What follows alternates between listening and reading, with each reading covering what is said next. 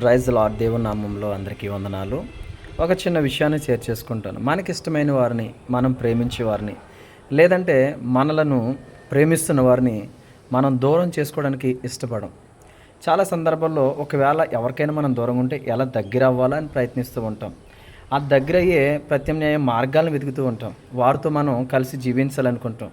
మరి అలాంటిది మనుషుల కోసం నువ్వు ఇంతగా ఆలోచిస్తుంటే నీ కొరకు ప్రాణం పెట్టిన దేవుడు నిన్ను దూరం చేసుకోవాలనుకుంటాడా? నిన్ను గాయపరచాలనుకుంటాడా? నిన్ను వదులుకోవాలని కోరుకుంటాడా? ఎంత మాత్రము అది జరగని పని. అందుకొరకే దేవుడు నీకు బదులుగా ఆయన కలవరి శిలువలో ప్రాణం పెట్టాడు. అంత త్యాగం చేసిన దేవుడిని ఈరోజు మనం దూరం చేసుకుంటున్నామే, దేవుడికి దూరంగా జీవిస్తున్నామే, దేవుడంటే భయభక్తులు లేకుండా లెక్కలేనితనంగా జీవిస్తున్నామే. దేవుడు ఎంత, ఆయన హృదయం ఎంత గాయపడుతుంది, ఆయన ఎంత బాధపడతాడో కదా.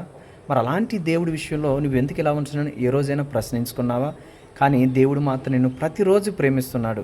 దేవుడు నీ కొరకు ప్రతిరోజు అనేక రకాలుగా ఆలోచన చేస్తున్నాడు. నువ్వు నడుస్తున్నప్పుడు, నువ్వు నిద్రపోతున్నప్పుడు దేవుడు నీ గురించే తలంపులు, నీ తలంపులు ఆయన ఉండాలి. కానీ ఆయనకి మాత్రం నీవే తలంపుగా నువ్వు మారిపోయావంటే దేవుడు నిన్ను ఎంతగా ప్రేమిస్తున్నాడు, దేవుడికి నువ్వంటే ఎంత ఇష్టమో అది తెలుసుకుంటే చాలు. నువ్వు దేవునికి దూరంగా జీవించాలని ఏ రోజు కొరకు, దేవుని కొరకు మాత్రం నువ్వు జీవించే వ్యక్తిగా మారిపోతావు. ఎప్పుడైతే ఆయన ప్రేమను తెలుసుకుంటావో, ఆయన ప్రేమలో ఉన్న ఆ యొక్క మాధుర్యాన్ని, లేదంటే ఆ రుచిని నువ్వు ఎప్పుడైతే తెలుసుకుంటావో దేవునికి సమీపంగా జీవిస్తావు, దేవుని బిడ్డగా జీవిస్తావు, దేవుని కొరకు జీవిస్తావు. God bless you. Please subscribe and share.